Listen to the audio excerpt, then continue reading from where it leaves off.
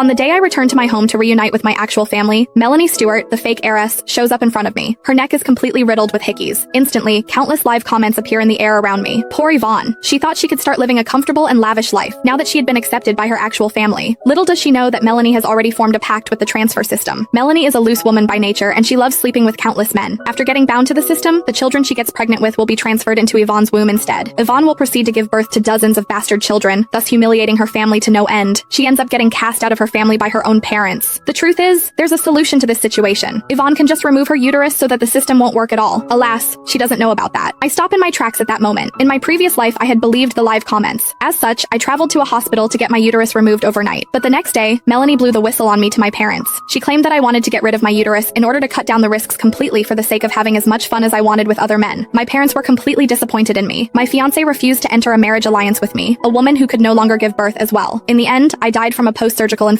However, Melanie obtained everything that was supposed to be mine to begin with. That was how she became successful in life. When I open my eyes again, I realize I've returned to the day I'm bound to reunite with my family. Bye, Eddie. See you at the usual spot tonight. After saying that, Melanie Stewart hung up and gave me a suggestive smile. She deliberately exposed the hickey on her collarbone, then took my hand and said, "Yvonne, since you're back, you've got to live the high life. Our family owns quite a few clubs. I heard there's a new hot gigolo at one of them. Want to try him out with me?" At the same time, the live comments streamed past my eyes. This fake heiress is disgusting. She's been reckless with herself and is now trying to pass off her baby onto the real heiress. Yvonne, don't trust her. Go to the hospital and get your uterus removed so Melanie's baby can't get inside you. I shivered and pulled my hand away. No thanks. I'm not interested in that kind of stuff. Melanie's smile turned smug. Really? Are you sure? This new guy's way better than any man you've known. I promise. Once you try him, you'll never forget it. I felt like I was about to vomit and took a few steps back. Well, have fun then. Melanie blinked innocently. All right, I'll just enjoy him myself. As soon as the reunion banquet ended, she swaggered off without a care. The live comments freaked out. It's over. Melanie plans to spend the whole night with that new gigolo. She'll definitely get pregnant, and then she'll just wait for Yvonne to start showing so she can frame her. Yvonne, wake up. Go get surgery now. If you don't remove your uterus, you'll keep getting pregnant. If you wait any longer and the baby grows, you'll never be able to clear your name. As I watched Melanie walk away, hate flickered in my eyes. In my previous life, I got scared by these live comments. I took out a loan and rushed to the hospital for surgery. I thought I dodged a bullet, but the next day at home, Melanie publicly tore my dress open. Pointing at my still bleeding scar, she said with righteous indignation, "Yvonne loves sleeping around with men so much she's covered in scars. To avoid getting pregnant and exposing herself, she even went as far as having her uterus removed." A man looking like a doctor appeared behind Melanie, cradling a pink embryo in his hands. I can confirm that Ms. Yvonne came to the hospital for a hysterectomy last night. The surgery was halfway done when we found this underdeveloped embryo inside her uterus. Mom and Dad, who once felt sorry for me, flew into a rage. They called me a promiscuous ingrate. I should have known. You grew up in the slums after all. Some habits just never die. My fiancé also dumped me, saying he'd never marry a woman so ruined. I had no way to defend myself and was kicked out of the family. Infection took my life soon after.